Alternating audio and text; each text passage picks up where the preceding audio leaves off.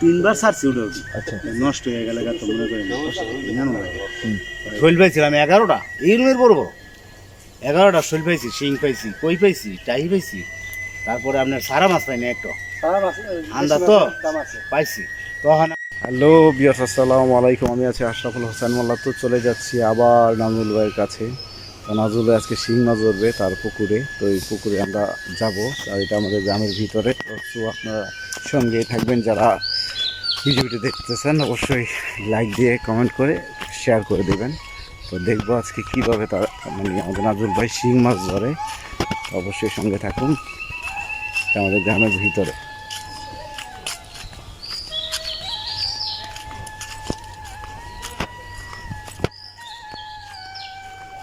আরে কি খবর নাজমুল ভাই?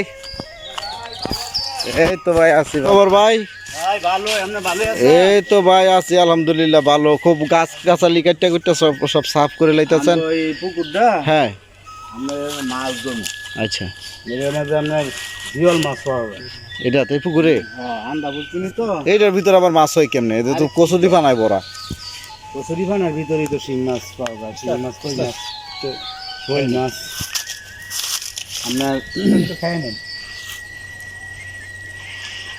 হ্যাঁ নেন নেন নেন। সেই তো ভাই মাথার মধ্যে গামছা মাছ সালমান স্টাইল ধরছেন? হ্যাঁ ভাই, কি মানে কে লেগে মানে ছাড়াছাড়ি করতেছেন? এটাতে ভাই মাছ ধরমো এই পুকুরেতে। হিচ্ছা মাছ ধরমো। হ্যাঁ, এর মধ্যে শিং মাছ, শৈল মাছ এটি পাওয়া যায়। এই সব মাছ সব সময় আপনার পাওয়া যায় না, ঠিক আছে? আসলে থাকারই কথা। মাছ সব কচুরি পানায় ভরা, ইয়ার দেখতে পাচ্ছেন পুরোটাই মানে কচুরি পানায় ভরা।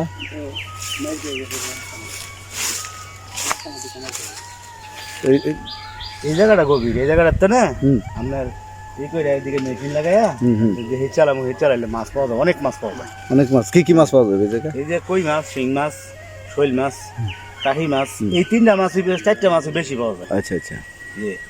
আর আপনার আমাকে এই পুকুরটা আপনার জংলা হয়ে গেছে তো, হয়ে গেছে গা, আন্দা হয়ে গেছে গা। এই আন্দার দিকে আমরা মাছ ছাড়ছিলাম অন্য বছর। এই মাছ আপনার ছাড়লে কি আর মাছ নষ্ট হয়ে যায়। আচ্ছা, আমরা শিং কই আবার নষ্ট নেই, আবার আপনার ইঠায় জান শক্ত। নাজমুল ভাই, যে অবস্থা দেখা যাইতেছে এই জংলা মানে একবার আন্দারে গেছে, গেলে কেমনে আপনি মাছ ধরেন? আমি চিন্তা করতেছি সব পরিষ্কার করে তুললাম এগুলো সব। সব পরিষ্কার করলে দেখবেন একদম পরিষ্কার সব পানির মাঝে মাছ দেওয়া হয়ে যায়।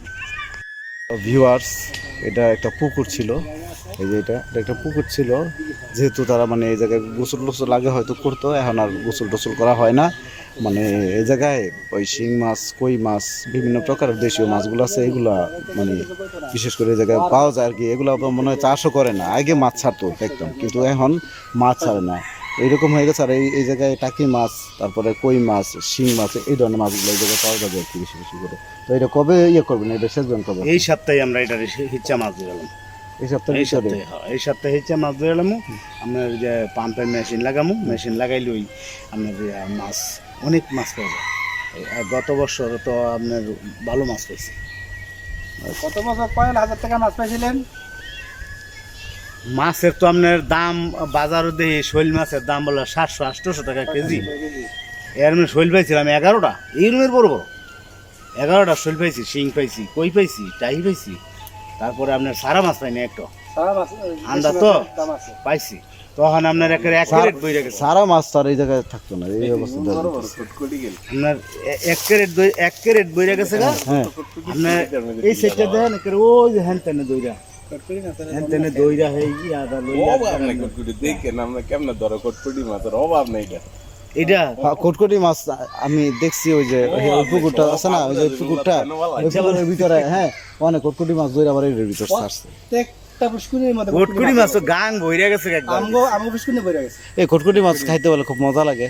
মাছ খাওয়ার পর এই ডানা এই যে কটকটিটা, এই কটকটি না আসল কটকটি মাছ তো মজা হই বলে শুনছি, আমি খাই না। এটারে কইলে কি রোহিঙ্গা মাছ। অনেক কি করতে জানেন? এক লোকে এটারে বাইঙ্গা গরুর আর মুরগির খাবার বার যারা কটকটি মাছ খাইছে তারাই কইছে যে অনেক স্বাদ নাকি কটকটি মাছের মধ্যে। এই হ্যাঁ মাছের ভিতরে লইতে মাছটা লইতে একটু কষ্ট, কিন্তু মাছগুলা এই মাছের ভিতরে আপনার হ্যাঁ লাল টকটক হয় মাংসটা যেটা আর কি মাছের এটা অনেক দিই নিয়ে খুব খাই, আমি খাই গাঙ্গ শুনতে লাগে।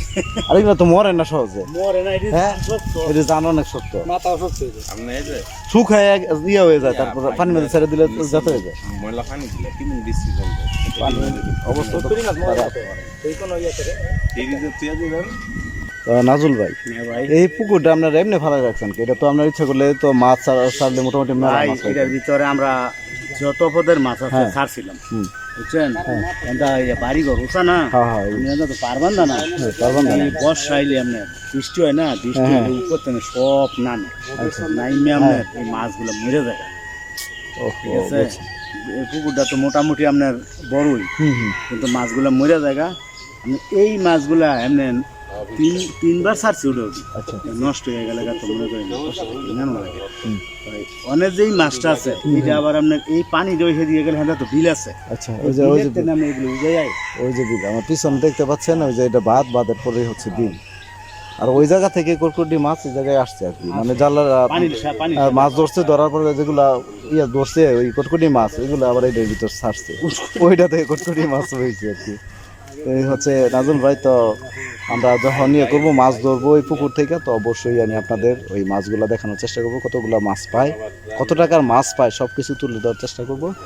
তো আজকে এখান থেকে শোল মাছ তো সবসময় পাওয়া যায় না না, না এইসব মাছ পাওয়া যায় না, এগুলো অনেক দাম মাছ। শোল শিং কই আগের যে মাছগুলো ছিল এখন তো এই মাছ মানে আমরা চোখে দেখি না। তবে ইনশাআল্লাহ মাছ পামুই।